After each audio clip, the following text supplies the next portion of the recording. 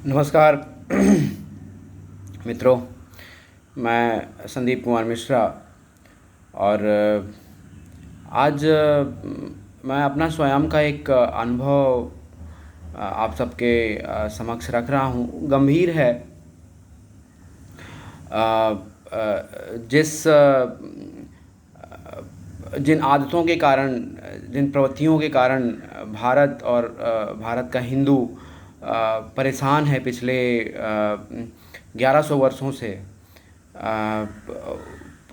उसी से संबंधित मैं एक मेरा स्वयं का जो अनुभव है मैं उसको आप सबके सामने रख रहा हूँ। सुनिएगा और आपको यदि अच्छा लगता है, उचित लगता है, तो आप लोगों के साथ भी जो है वो इसको साझा करिए। मैं कल एक कार्यक्रम में था जहाँ पर भंडारा चल रहा था। रामचरितमानस का अखंड पाठ जो है वो समापन हुआ था और उसका भंडारा चल रहा था। मेरे अभी व्रत चल रहे हैं 9 दिन के, और नवरात्रि का आज चौथा दिन है और मैं व्रत था, तो मुझे सौभाग्य प्राप्त हुआ कि मैं जो है वो लोगों को परोसने का कार्य करूं, और मुझे ये सब अच्छा लगता है सेवा करने में। तो मैं जो है वो परोसने के लिए चला गया। वहाँ पर मैं जो है वो जो भी परोस रहा था वो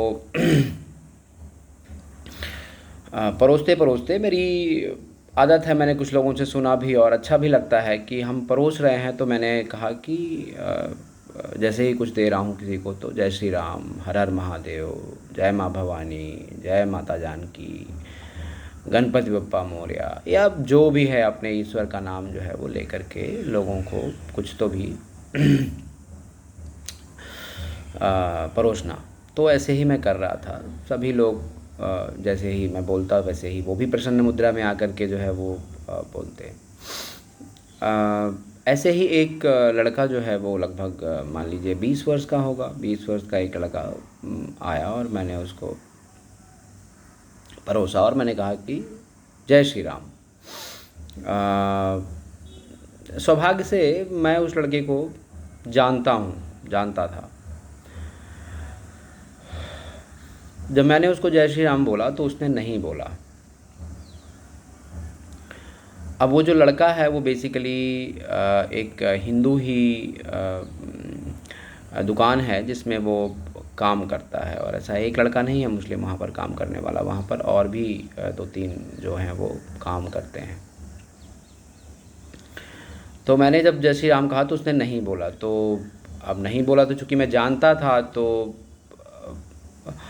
वैसे तो मैं उग्र हूँ इन सब विषयों पर, मुझे नहीं अच्छा लगता है, और नहीं क्यों नहीं अच्छा लगता है इस ये भी मैं आपसे कभी इस पर भी चर्चा करूँगा, परंतु मैं कुछ नहीं बोल पाया। वहीं पर मेरे बगल में नहीं बल्कि उसी पंक्ति में जहाँ पर लोग भोजन प्रसाद ले रहे थे, वहीं पर जो दूसरे व्यक्ति थे उन्होंने कहा कि इसने नहीं बोला है।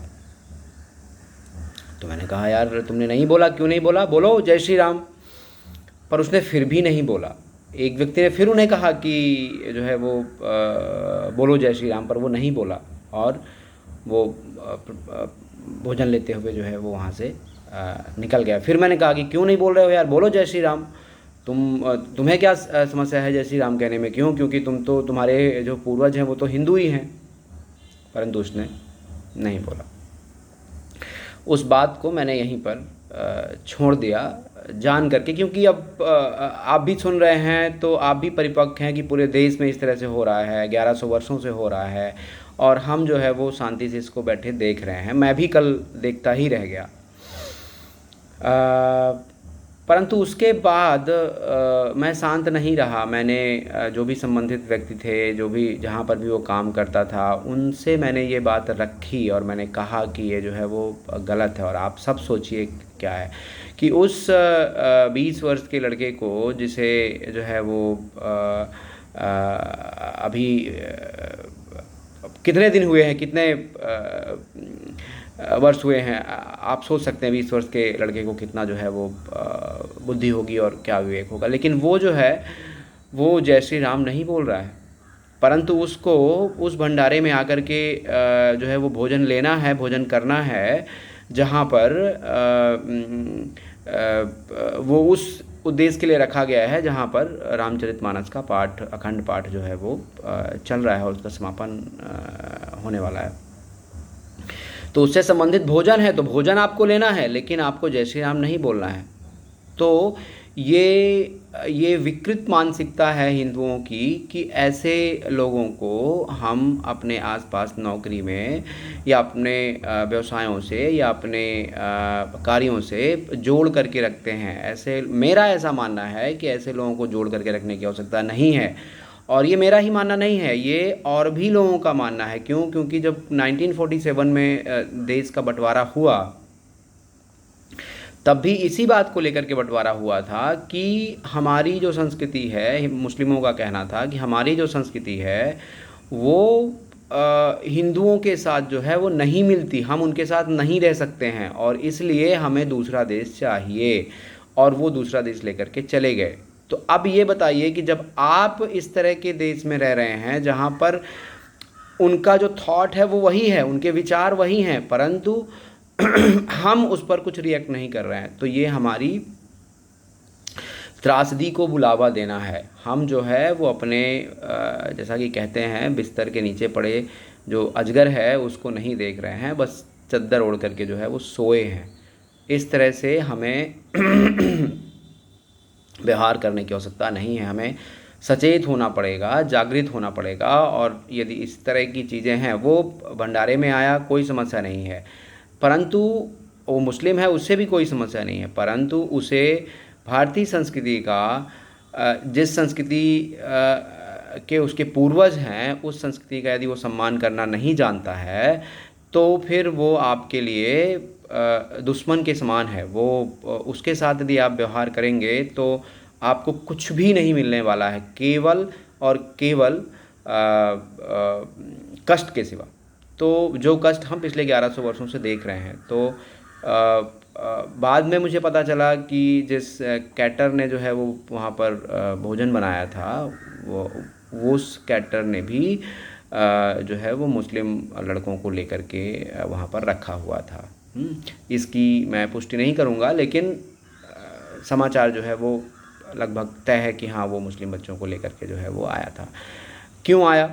ऐसा तो नहीं करना चाहिए था। अब वो आपके भोजन में, प्रसाद में थूक रहे हैं, क्या कर रहे हैं हमको नहीं पता है, क्या मिला रहे हैं, क्या कर रहे हैं हमको नहीं पता ना। क्यों? क्योंकि हम परिचित ही नहीं है ऐसी संस्कृति से। बात ये है, हमको पता है कि हमारा हिंदू बच्चा जो है वो ये सीख करके आया है कि हमको किसी के भोजन में जो है थूकना नहीं है, किसी के भोजन में पेशाब नहीं करना है, किसी के भोजन में कुछ नहीं करना है। परंतु हमें क्या पता है जिसको आप लेकर के आए हैं यहाँ पर वो क्या करने वाला है, क्या नहीं करने वाला है। इसलिए उनके ऊपर भरोसा करना बिल्कुल भी सरल नहीं है। और क्यों करेगा हिंदू उन पर भरोसा?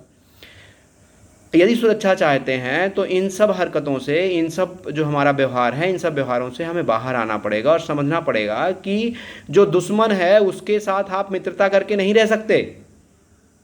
ये समझना पड़ेगा। और यदि आपको रहना है कोई समस्या नहीं है, मैं वीडियो बना रहा हूँ, कोई और भी वीडियो बनाएगा, आपको समझना है तो समझिए, नहीं तो फिर जो मैंने बोला कि आप सदैव जो है वो केवल कष्ट को आमंत्रण दे रहे हैं, अपनी त्रासदी को आमंत्रण दे रहे हैं, इससे अधिक और कुछ नहीं। तो धन्यवाद मित्रों, यही बात जो है मुझे रखनी थी। आप सभी को नवरात्रि की शुभकामनाएं। जय श्री राम।